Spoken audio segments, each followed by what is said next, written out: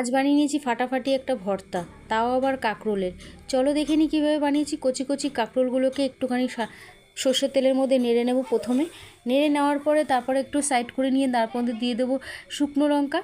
শুকনো লঙ্কাকে একটু ভেজে নেওয়ার পরে দিয়ে দিলাম একটুখানি কাঁচা পেঁয়াজ, কিছু অনেকটা পরিমাণে রসুন আর কিছু কাঁচা লঙ্কা। ঝালটা নিজেদের মতো করে দেবে।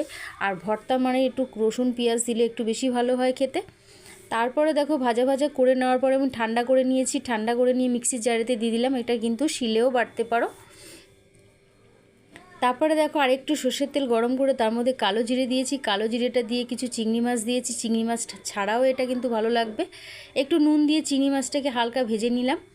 ভেজে নেওয়ার পরে তারপরে দেখো আমি ওই বাটাটাকে অ্যাড করে দিলাম এর সাথে।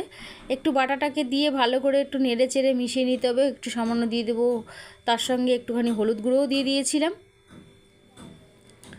আর এই বাটাটা কিন্তু গরম ভাতে জাস্ট জমে যাবে।